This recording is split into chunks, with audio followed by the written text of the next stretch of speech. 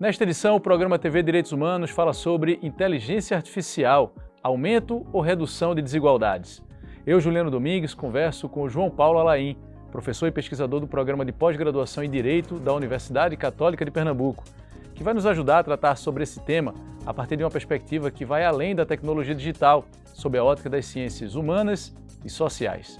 Começa agora o programa TV Direitos Humanos. O TVDH é uma iniciativa da Cátedra Unesco Unicap de Direitos Humanos Dom Helder Câmara, produzido por estudantes de jornalismo do projeto de extensão EduComDH, Educomunicação e Direitos Humanos na Mídia, numa parceria com a Cátedra Luiz Beltrão de Comunicação, o Centro Dom Helder Câmara de Estudos e Ação Social, o Movimento dos Trabalhadores e Trabalhadoras Rurais Sem Terra, o MST, o Centro das Mulheres do Cabo e o Centro de Cultura Luiz Freire.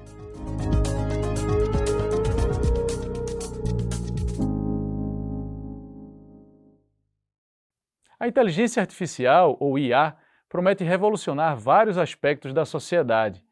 Alguns já estão sendo revolucionados, como a economia, educação e saúde. Porém, uma das questões mais importantes é se essa tecnologia vai ampliar as desigualdades ou ajudar a reduzi-las.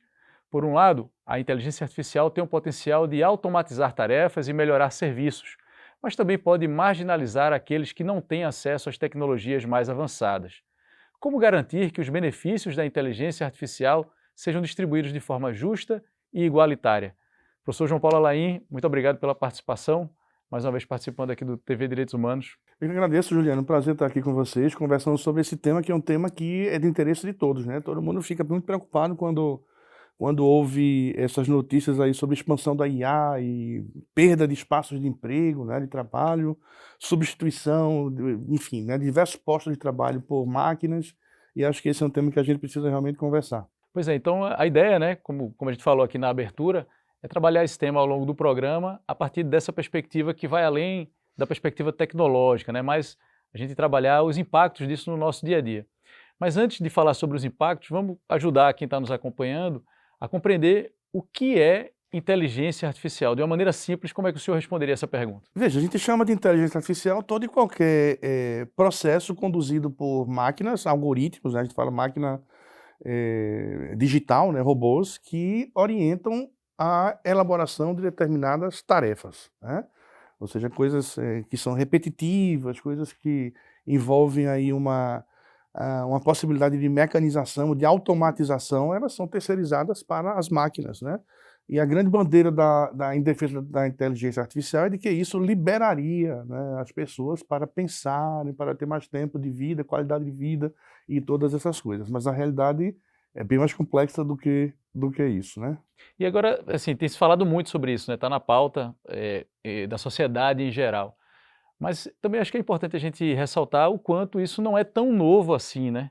Quer dizer, isso está muito associado ao desenvolvimento do capitalismo, o desenvolvimento da microeletrônica, né? E aí, de que maneira a gente consegue identificar a inteligência artificial no nosso dia a dia, antes mesmo da gente falar desse momento atual pela qual a inteligência artificial tem passado? A gente usa cotidianamente, no celular, quando a gente utiliza, né, coloca lá no Waze o caminho que vai para o trabalho, que vai para a escola, que vai para casa, ele está rodando lá por trás uma série de algoritmos que envolvem, né, protocolos muito próprios de inteligência artificial. Quando a gente faz uma pesquisa no Google, quando a gente utiliza, enfim, né, todo e qualquer programa desse de adição de texto, de planilha de Excel, todos eles, de alguma forma, tem no Word, né, todos eles têm, de alguma forma, algoritmos aí que são mecanismos aí de inteligência artificial. E quando a gente vai desenvolver ao longo do programa, né, em subtópicos, digamos assim, mas de uma maneira geral, de que maneira o senhor avalia os impactos? A gente pode pensar a partir de uma perspectiva dicotômica, assim, ou seja, é positivo ou negativo, ou tem muita zona cinzenta entre um extremo e outro? Juliano, todo processo disruptivo, né, que envolva mudança no modo de produção causa uma certa apreensão e uma certa perplexidade. Mas isso não é novidade. Isso foi assim quando, por exemplo, foi substituída a energia a vapor, ou seja, a forma de produção a vapor pela energia elétrica, né? Isso foi assim quando surgiram os computadores. Isso foi assim quando os carros de motor a combustão substituíram as charretes. Então, isso modificou o espaço de trabalho, evidentemente, né? Muitas pessoas, por exemplo, que trabalhavam com a manutenção, enfim, com o desenvolvimento de objetos que eventualmente tornassem mais confortáveis as charretes, por exemplo, elas perderam a razão de existir exatamente em função da existência agora de uma outra forma de condução das pessoas, né? A mesma coisa com a energia elétrica. As pessoas que acendiam lampião a gás, por exemplo, né, nas cidades, deixaram de ter utilidade, né? Nesse contexto aí, se a gente for pensar no contexto de uma produção realmente, né, capitalista. Então, tudo que envolve uma mudança em processos produtivos causa uma certa apreensão e uma certa necessidade de adequação, né? E eu acho que talvez não seja adequado a gente pensar em ser, por exemplo, né, crítico da inteligência artificial, porque ela é um dado da realidade, é algo que está aí e veio para ficar. É mais ou menos como se a gente simplesmente dissesse assim, ah, não vou mais usar energia elétrica, eu não vou mais andar de carro a combustão. Agora a gente está falando, inclusive, de carro elétrico, né, como forma de substituição dos carros a combustão. Então, sendo um dado de realidade, é preciso saber o que fazer com isso. E fazer algo que seja útil e interessante para o desenvolvimento não apenas econômico, mas um desenvolvimento social que seja minimamente igualitário, ou seja, criar oportunidades, né, de qualificação, oportunidades, enfim, de participação ampla das pessoas nesse debate sobre a inteligência artificial, sobre, enfim, a vida digital, de forma que todos se integrem nessa nova realidade. Eu acho que a grande novidade agora é que a gente tem uma espiral muito mais rápida do ponto de vista temporal do que esses processos anteriores. Talvez essa seja a grande diferença. Para a gente fechar esse bloco de introdução, estamos num programa que, né, se propõe a popularizar o debate sobre direitos humanos, conversando sobre inteligência artificial. Existem várias possibilidades de conexão entre inteligência artificial e direitos humanos. Eu queria que o senhor nos apontasse, né, qual a principal relação, de que maneira a gente pode visualizar de uma forma mais evidente a relação entre inteligência artificial e o debate sobre direitos humanos. Veja, a questão mais evidente me parece que está nas relações de trabalho, né? Trabalho é um direito fundamental, é um direito importante para gerar inclusão, geração de renda e possibilidade de atuação social.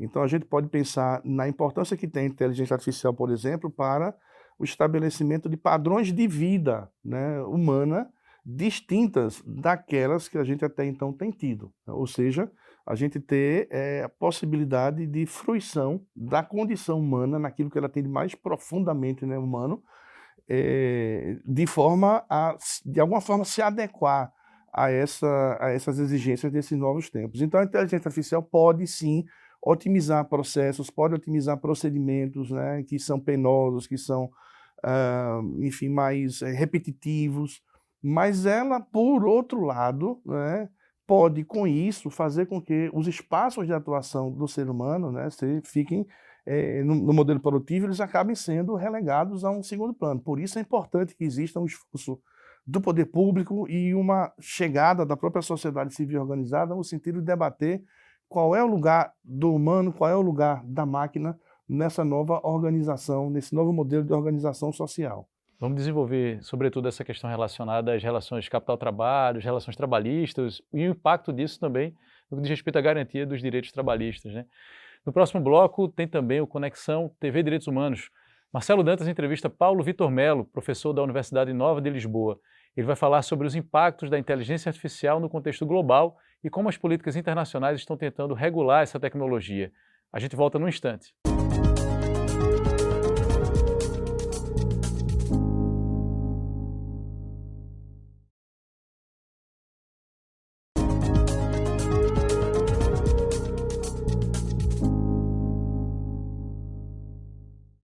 Estamos de volta com o segundo bloco do TV Direitos Humanos, que nesta edição fala sobre inteligência artificial e desigualdades. Agora a gente acompanha o quadro Conexão TVDH com Marcelo Dantas. Ele entrevistou Paulo Vitor Melo, direto da Universidade Nova de Lisboa. Paulo Vitor é pesquisador do Instituto de Comunicação da Universidade Nova de Lisboa, coordenador do Centro de Comunicação, Democracia e Cidadania da Universidade Federal da Bahia, UFBA.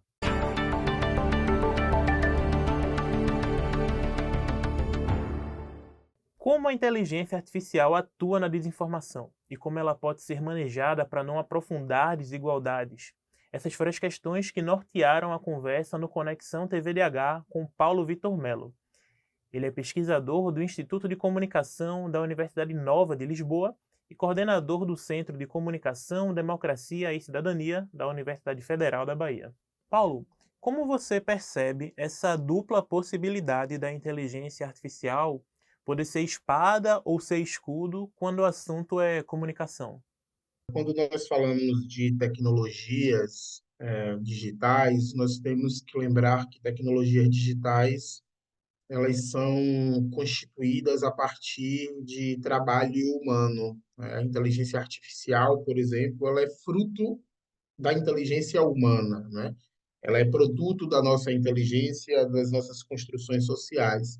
Nesse sentido, as tecnologias, como você bem referiu, elas podem contribuir para a resolução de problemas coletivos, mas elas também podem contribuir para agravar alguns problemas.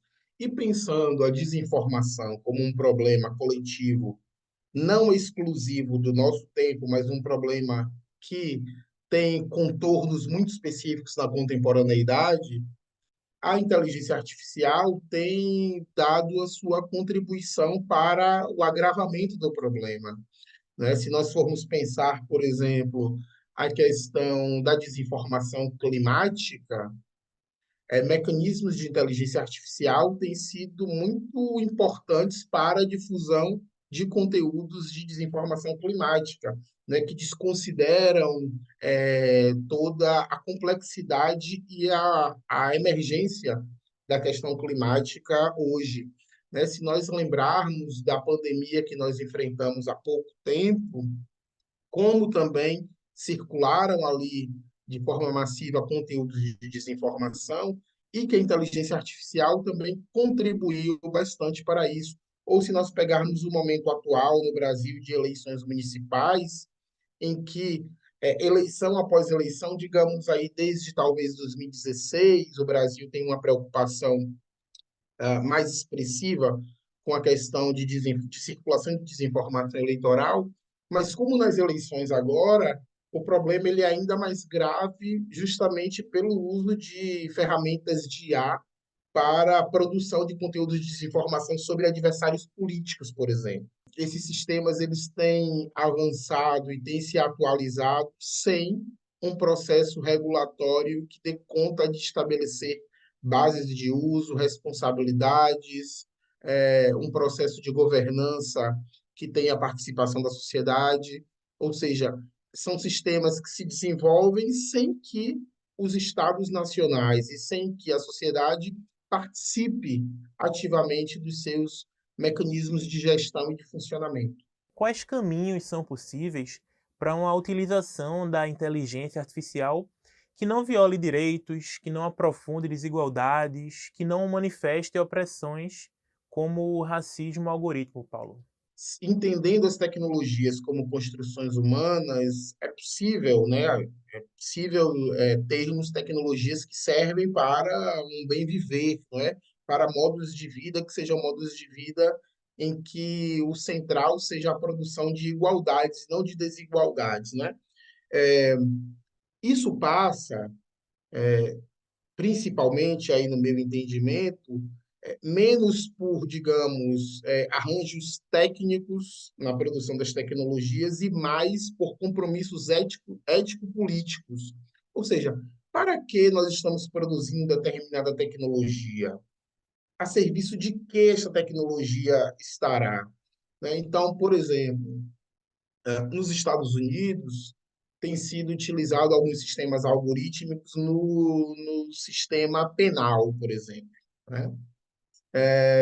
Mas esses sistemas têm servido para agravar a questão das desigualdades no sistema penal estadunidense e não para ir às raízes que vão demonstrar o porquê, seja nos Estados Unidos, seja no Brasil e em outros contextos, as populações racializadas são as que mais estão encarceradas. Né? Então, se nós formos pensar tecnologias que nos ajudem a entender as causas, aí sim eu entendo que essas tecnologias terão uso importante. Um pesquisador muito importante, bielorrusso, o Morozov, ele vai falar sobre o solucionismo tecnológico, né? E o Morozov questiona o porquê gestões, por exemplo, vamos pegar o caso do Brasil, né? Diversas gestões municipais criam aplicativos que indicam ali os horários que tem maior tráfego nas vias urbanas, indicam os horários de pico, indicam ali também horários em que é melhor você pegar um ônibus, porque vai ter menos trânsito, etc. O que esses aplicativos, né, que são chamados de sistemas inteligentes, etc., o que é que eles proporcionam? Eles oferecem soluções individuais para problemas que são coletivos. Ou seja, se em Recife o trânsito é insuportável às 6:30 da noite, o que é que eu faço eu individualmente? Eu entro no aplicativo e penso, não, é melhor eu ficar aqui mais 30 ou 40 minutos na universidade ou na empresa, trabalhando, ou seja, continuo ali trabalhando, mas sem uma remuneração para aquele tempo, porque às 7h15 eu vou ter o ônibus com a via mais livre, então eu não vou pegar trânsito. Olha, resolveu o meu problema individual, mas o problema coletivo, que é do engarrafamento às 6:30, permanece.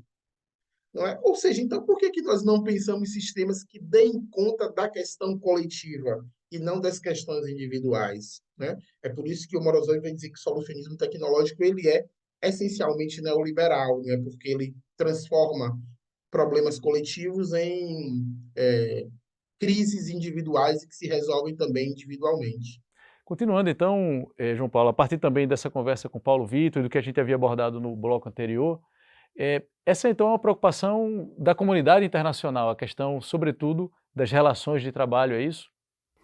É preciso pensar numa estratégia, né? Muita gente fica se perguntando, bom, e o Brasil? Como é que o Brasil pode pensar em uma inserção nesse debate global sobre inteligência artificial a partir de uma disputa com grandes potências que estão anos-luz à frente nesse debate, né, na infraestrutura e todo o desenvolvimento tecnológico? Eu acho que pensar uma estratégia brasileira, portanto, pensar em uma estratégia nacional de desenvolvimento tecnológico que envolve, portanto, possibilidades de uso da inteligência artificial em benefício dos interesses nacionais é fundamental. É muito importante que a gente possa pensar a partir do Brasil, a partir da nossa perspectiva, né? E, portanto, isso envolve um esforço do poder público, isso envolve esforços regulatórios, envolve estímulos a determinadas práticas, né? Do ponto de vista, enfim, de investimentos, né? Em setores tecnológicos, em benefício daqueles objetivos que a institucionalidade brasileira demanda, né? Então, você não tem como comparar, por exemplo, aqui, o contexto socioeconômico brasileiro em relação, por exemplo, ao que existe na Europa ou nos Estados Unidos. Estamos falando aqui, portanto, de uma realidade tecnológica global que une todos os países supostamente por uma mesma rede e por as mesmas plataformas, mas que pedem estratégias e demandas diferentes, né? Se é que a gente quer realmente pensar no desenvolvimento nacional e nos objetivos, enfim, que o Brasil definiu como estratégicos, né? Você fala estratégias específicas, né, diferentes iniciativas específicas, me vem à cabeça, no primeiro momento, uma preocupação, sobretudo, em relação àqueles grupos que são historicamente vulnerabilizados, né? Ou seja, porque se a inteligência artificial, a priori, substitui mão de obra pouco qualificada ou trabalhos repetitivos, isso está associado, né, essas características estão associadas à baixa qualificação, grupos historicamente vulnerabilizados que acabam sofrendo o impacto, né, dessa substituição, digamos assim, da mão de obra. Pelo seu entendimento, isso está no radar dos países, incluindo o Brasil? Sim, isso termina confirmando realmente, né? Confirmando uma situação histórica de exclusão. Se a ideia de inteligência artificial for colocada apenas para essa dimensão de substituição de pessoas que naturalmente já têm uma condição laboral, né, bastante inferior diante, enfim, de uma massa de trabalhadores que a gente tem, né, no país, se essa for a proposta, realmente a gente tem uma confirmação histórica de uma exclusão social, né, que vem, portanto, no sentido de uma ratificação de uma série de preconceitos enfim, elementos que estruturam a sociedade excludente como é a brasileira. Por isso é importante pensar, Juliano, em formas de qualificação, ou seja, de transformação, né, econômica, e, portanto, isso mexe com uma estratégia de qualificação das pessoas para que elas possam desenvolver formas de saberes, de conhecimentos que sejam aplicados também tecnologicamente em benefício da sua coletividade específica e da coletividade maior nacional. E por enquanto o senhor percebe essa preocupação por parte dos governantes? Ou? Existe a sensibilidade sobre o assunto, mas ainda não existe, a meu ver, muito claramente definida que estratégia é essa, né? Mas existem algumas iniciativas interessantes, os próprios movimentos sociais, né? Eu menciono aqui, na época da pandemia, por exemplo, houve uma utilização bastante criativa, né, por exemplo, do blockchain, né, que é a tecnologia que as bitcoins utilizam, por exemplo, né, a moeda, né, uma moeda digital, que foi utilizada por indígenas, né, que criaram uma moeda digital, né. Como existem moedas sociais também, né, a gente percebe aqui algumas iniciativas nesse sentido, que é uma forma de manter o dinheiro circulando dentro de espaços específicos, né. Então veja que isso é uma forma interessante de utilização dos mecanismos que a tecnologia oferece a partir, enfim, desse próprio processo criativo, né, de mobilização popular e social, de debate. Então, antes de haver uma negação, é importante que haja uma aproximação e uma exploração desses potenciais em benefício, né, dos direitos que o direito, a Constituição, né, brasileiros, enfim, estabelecem. No próximo bloco a gente vai tratar ainda sobre, digamos, a perspectiva internacional, levando em conta que os grandes desenvolvedores estão associados a grandes empresas de tecnologia que não estão sediadas aqui no Brasil, né? Vamos tratar sobre isso também. No próximo bloco tem o quadro Fala Povo. Tassi Xavier foi às ruas perguntar: você acha que a inteligência artificial é problema ou solução? A gente confere as respostas já já.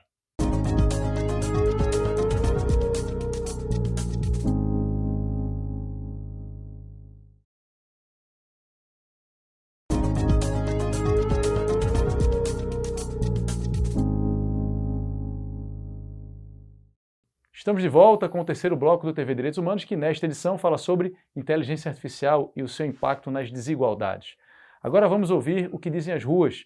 É hora do quadro Fala Povo, com Tassi Xavier.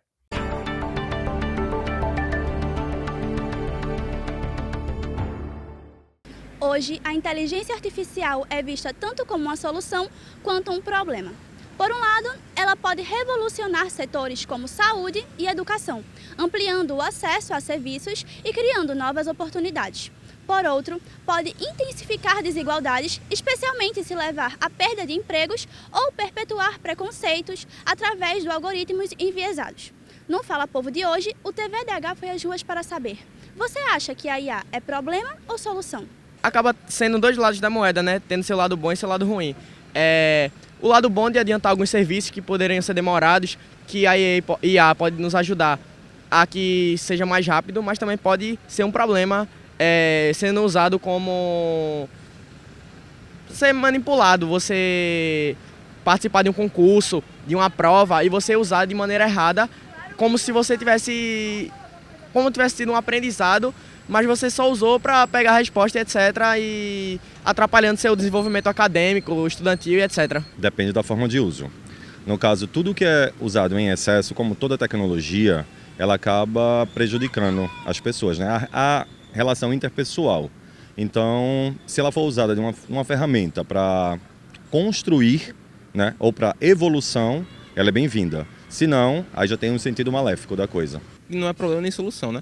É uma ferramenta de conteúdo que é criativo, e aí você pode escolher tanto a sua área, né? Você é um artista, aí você vai para um IA que tem a imagem, criação de imagem, criação de texto também, dependendo do que você deseja. Mas ela serve tanto para a solução ou, assim, não é um problema. Então, continuando aqui um pouco, né, professor João Paulo, será que as pessoas têm noção do quanto essas tecnologias estão atreladas a grandes interesses internacionais, grandes corporações, e aí então o debate sobre a extração de dados, o funcionamento de determinadas tecnologias no sentido de funcionar como se ainda estivéssemos no momento do colonialismo, e aí da ideia do colonialismo de dados, né, que não seria mais o colonialismo histórico, e que seríamos alvo desse processo de extrativista de dados, ou isso passa longe? Quer dizer, da maneira geral, as pessoas simplesmente estão utilizando as tecnologias? Eu penso, Juliano, que isso tem se tornado cada vez mais claro, né? Eu acho que até pouco tempo essa discussão, ela era uma discussão, de certa forma, invisibilizada. Ou restrita ao ambiente acadêmico, Isso, né? era mais restrita a alguns espaços de reflexão, de circulação, mais ou menos nas academias, nas universidades e nos centros de pesquisa. Mas eu acho que há uma certa percepção social, e ela é crescente, no sentido de que há um projeto de poder, né, por trás dessa estrutura digital conduzida aí por 4, 5, enfim, grandes empresas, né, que têm as suas plataformas e colocam à disposição das pessoas gratuitamente, né? Eu lembro que o Facebook, por exemplo, tem aquela... Nunca mais eu vi, não observei, mas até pouco tempo eu vi. Ela é gratuito e para sempre. E sempre será, né? E sempre será. Claro que será para sempre, porque o produto, na verdade, é você, né? Nas redes sociais, você é que é o produto. Cada clique, cada manifestação enfim, de agrado ou desagrado, tudo isso alimenta, né, o Big Data das grandes plataformas digitais, que traçam um perfil, né, psicológico, político, econômico, sabe, como você se conduz, enfim, em relação às coisas do mercado, do que você gosta, do que você não gosta, né? O tempo de tela, o tempo de permanência em determinadas postagens, isso também é um indicativo importante. Então, a gente tem um modelo econômico hoje que é fundado nesse capitalismo de plataformas, né? É isso. E isso é realmente uma estratégia neocolonial, isso é uma estratégia própria desse modelo colonial, sobretudo quando a gente está falando de uma estrutura capitalista global, que agora, aliada à internet, mantém aí seus mecanismos de dominação e enfim, de hegemonia, né, enfim, de confirmação hegemônica em todo o mundo, né? E a gente observa, né, em alguns momentos conflito, em outros momentos uma convergência de interesses entre essas grandes empresas que trabalham a partir de uma lógica, né, que seja de capitalismo de plataforma, ou capitalismo de vigilância, ou colonialismo de dados, né, ou seja, tem diferentes formas para se referir a isso, e um embate ou convergência, digamos assim, de interesses com líderes, né, de países, e a ideia de Estado-nação superada por um modelo que não reconhece fronteiras, ou a ideia de soberania relativizada. Qual é a sua leitura, professor, o senhor como um professor da área do direito, no que diz respeito a esses embates, né? Ou então, às vezes, essas convergências no sentido de, por um lado, um modelo que surge a partir de uma lógica que não reconhece a ideia de Estado-nação ou soberania nacional. Como pensar esse cenário? É que a gente tem estruturalmente algumas questões importantes aqui. Primeiro é bom lembrar que o Estado moderno, né, que surge aí, enfim, lá pelo século XIV, enfim, né, ele é fundado na ideia de soberania que tem a ideia de territorialidade como um de seus elementos constitutivos, né? A ideia de uma jurisdição territorial, como se de repente esse poder pudesse se fazer obedecer dentro desse espaço territorial de forma incontrastável, né? A ideia do Estado moderno, né, com os seus elementos constitutivos, povo, território e governo, né? E quando a gente começa a trabalhar com questões, enfim, envolvendo a internet, tudo isso entra em declínio, porque a internet simplesmente desconhece limites territoriais. Não existe fronteira para a internet, né?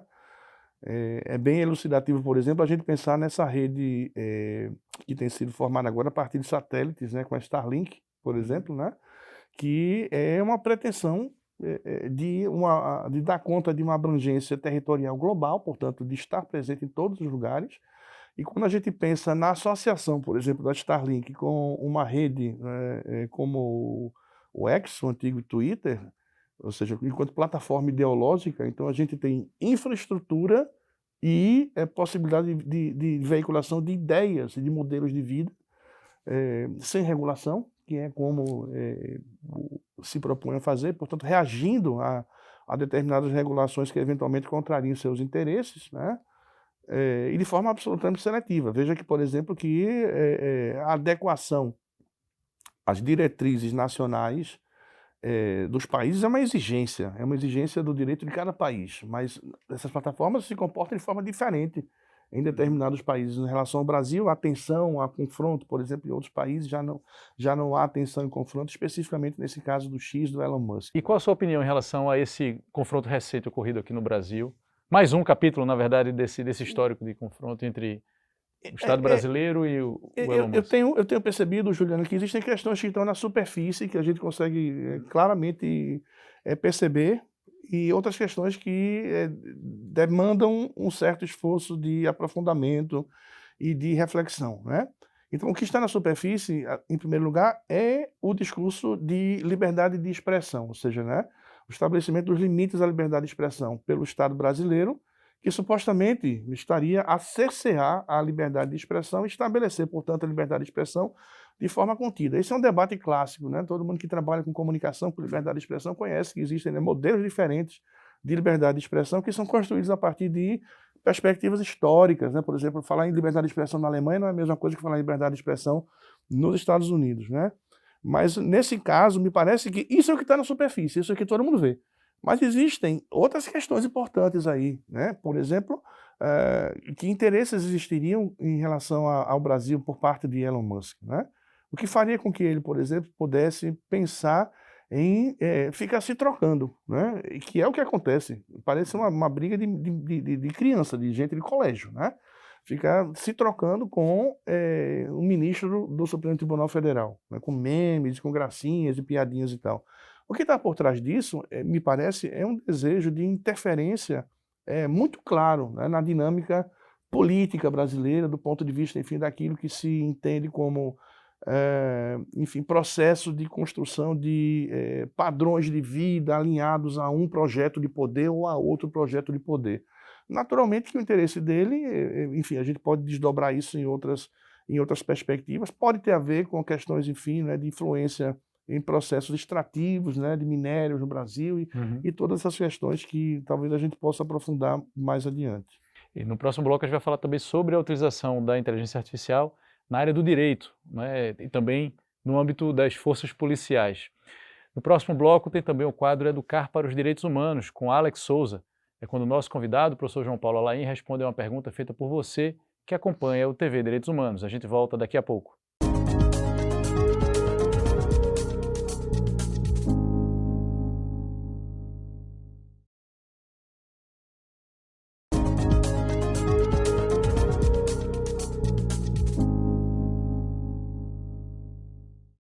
Estamos de volta com o quarto bloco do TV Direitos Humanos, que nesta edição tem como tema a inteligência artificial e seus impactos nas desigualdades.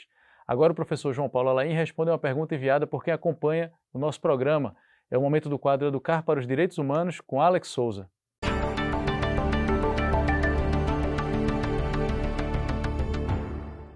A inteligência artificial pode tanto ampliar quanto reduzir desigualdades, a depender da forma como é desenvolvida e utilizada. O racismo algorítmico é um reflexo das desigualdades já existentes na sociedade. E é exatamente sobre este assunto que trouxemos hoje a pergunta de Nayara Nóbrega, estudante do Instituto Federal de Pernambuco. De que maneira o algoritmo pode amplificar o racismo estrutural? A gente agradece a estudante Nayara Nóbrega pela pergunta e já passa aqui para o nosso entrevistado João Paulo Alain. Primeiro, Juliana, é importante fazer a distinção entre racismo individual, institucional e estrutural, né? Racismo estrutural, a referência ao racismo estrutural indica a existência de elementos racistas na estruturação, na construção da própria sociedade, naquilo que ela tem de mais profundo e basilar, né? E é importante lembrar que quando a gente fala em inteligência artificial, quando a gente fala em algoritmo, essas coisas todas, há uma certa fetichização, como se a inteligência artificial fosse uma pessoa, um ente com vontade própria, e não é. Na verdade, tudo isso é fruto de um processo de construção historicamente situado, portanto, influenciado por, né, aspectos sociais e econômicos, e é importante que a gente não fetichize a tecnologia, achando que ela tem uma vontade própria, ou seja, existem relações de poder por trás dela, né? Existem pessoas programando, né, o algoritmo, o computador, E a questão do viés, que a gente se preocupa, portanto, né, em vários âmbitos da nossa vida, ela pode ficar mais dissimulada, mais escondida ainda a partir do momento em que a gente tem máquinas decidindo. Não são máquinas programadas, orientadas por pessoas. Portanto, sim, há um risco de reforço do chamado racismo estrutural a partir de viés algorítmicos, né, na questão do reconhecimento facial, como a gente já tem visto isso muito amplamente aí, não só no Brasil, mas no mundo inteiro, né?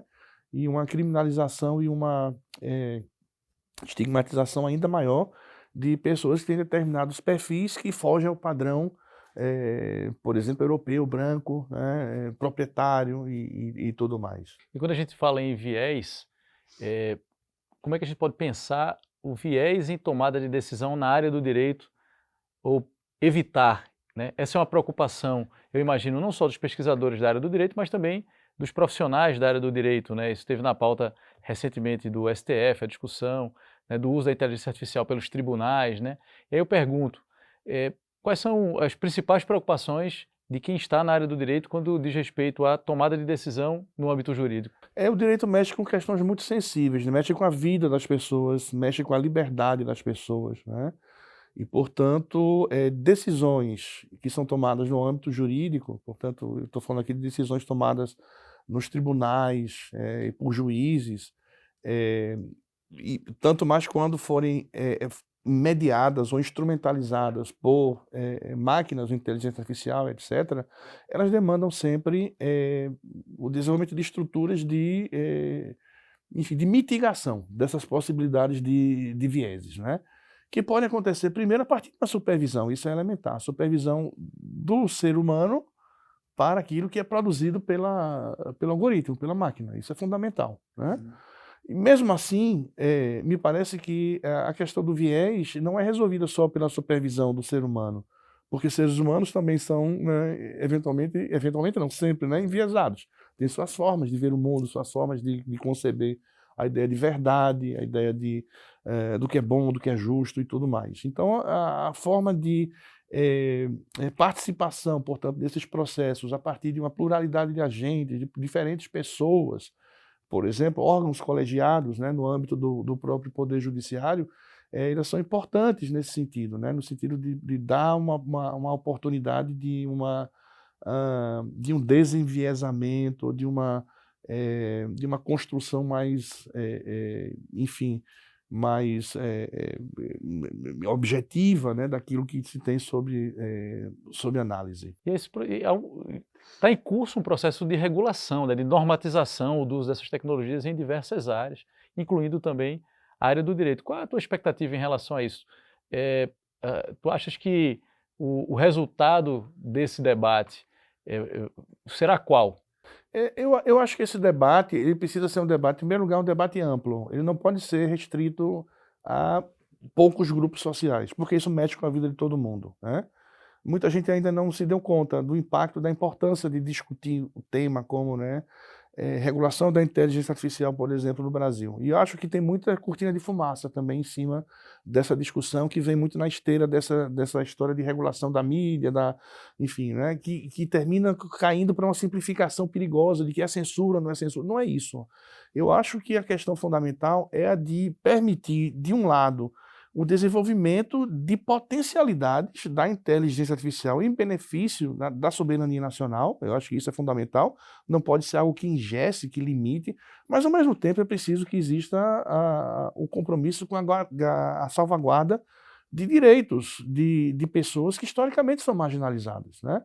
Então nem tudo se resolve, por exemplo, no plano de um quantitativismo, ou seja, de um eficientismo, ou seja, né, nem tudo se resolve simplesmente fazendo com que as coisas aconteçam mais rapidamente. É preciso que exista uma qualidade e que exista, portanto, para isso um debate amplo, um debate social envolvendo movimentos sociais, a sociedade civil organizada, o poder público, partidos políticos, a mídia, enfim. É preciso que exista um espaço, né, construção de um espaço amplo, fóruns, né, de discussão sobre inteligência artificial, internet, tecnologia, desenvolvimento econômico e social no Brasil. E acho que isso pode apontar ideias interessantes para a gente pensar em um padrão regulatório adequado. Uma dúvida, curiosidade para mim que não sou da área do direito e para eventualmente quem está nos acompanhando, Como tem sido o uso dessas tecnologias hoje, tanto nos escritórios, né, no meio jurídico, como também nos tribunais? Nos tribunais são utilizados já vários projetos de inteligência artificial. Existe, por exemplo, no CNJ uma plataforma Codex, né, que reuniu aí todos esses projetos aí, que são iniciativas dos diversos tribunais de justiça do estado de Pernambuco, e que tem acelerado bastante o processo de tomada de decisão.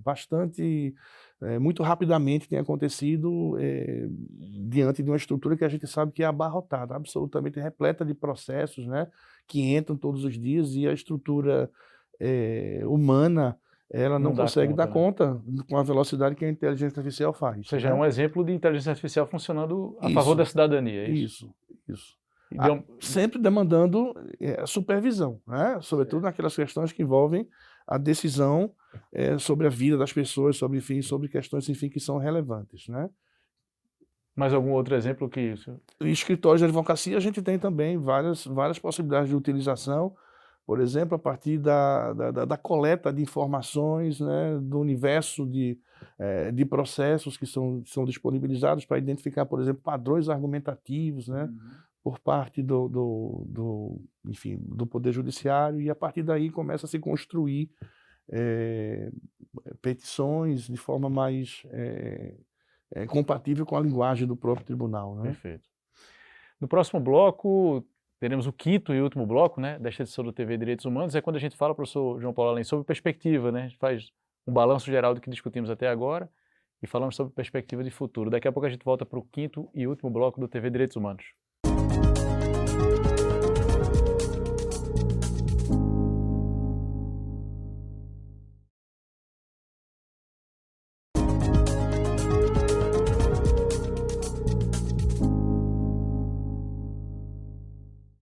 Chegamos ao quinto e último bloco do programa TV Direitos Humanos, que nesta edição fala sobre inteligência artificial, aumento ou redução de desigualdades. Então, professor João Paulo Alain, nesse último bloco a gente se propõe a fazer, digamos assim, um apanhado de tudo que a gente conversou até aqui, né? E pensando também na perspectiva de futuro, né? Qual é o horizonte que o senhor visualiza a partir do que foi conversado até aqui? Começando a partir do papel do Estado, né? De que maneira o senhor visualiza essa perspectiva, né, esse horizonte a partir da perspectiva do Estado e mais especificamente no caso do Brasil?